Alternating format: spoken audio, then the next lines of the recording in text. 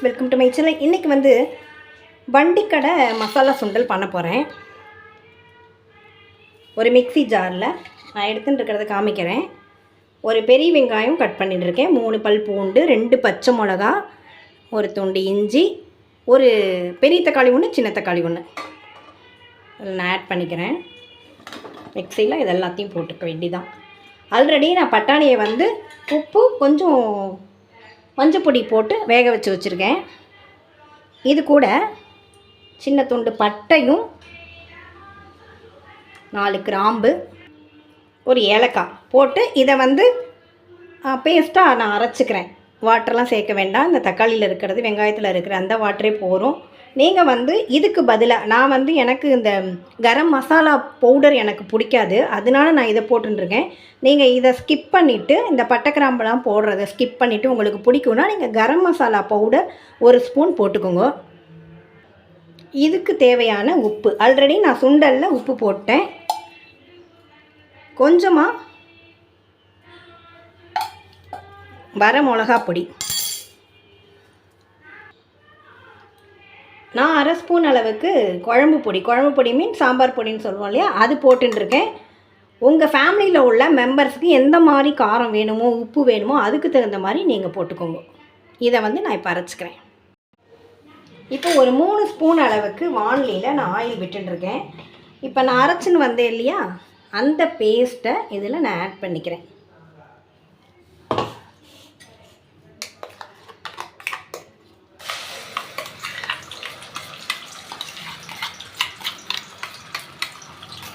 நல்லா தாராளமாக தண்ணி விட்டு நீங்கள் இதை வந்து அலசி இதில் ஊற்றிக்கலாம்.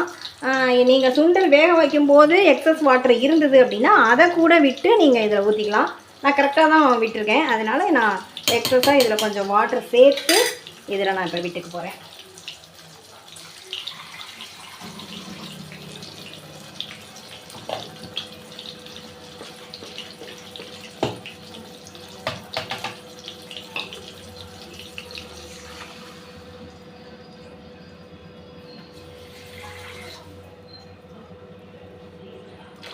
ஏன் அப்படின்னா இந்த பச்சையாக போட்டிருக்கிறதெல்லாம் அந்த பச்சை வாசனை போகணும் அப்படின்னா கொதிக்கணும் இல்லையா, அதுக்காக தான்.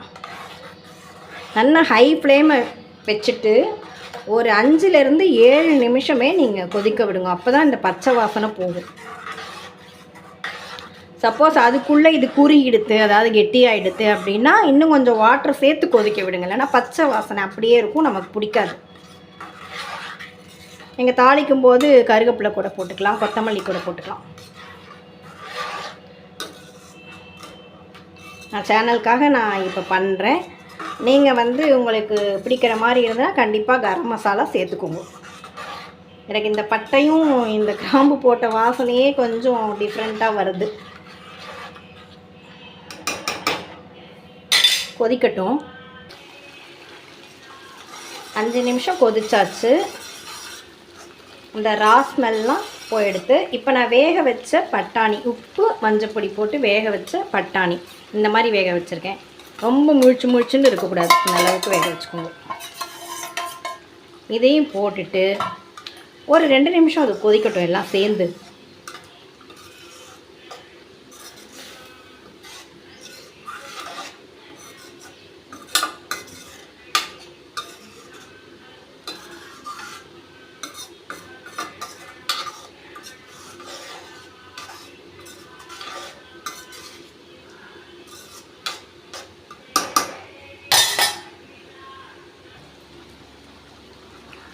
இந்த கன்சிஸ்டன்சி வந்து போதுமானதாக இருக்கும். இப்போ ஆஃப் பண்ணிக்கலாம்.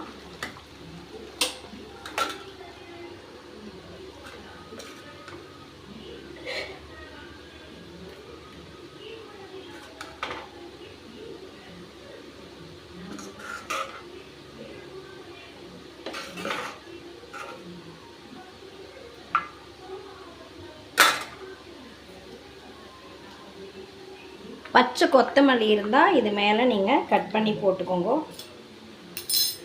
பொடி பொடியாக கட் பண்ண வெங்காயத்தை இது மேலே கொஞ்சம் தூவி விடுங்க. அப்போ தான் அந்த டேஸ்ட்டு நமக்கு வரும்.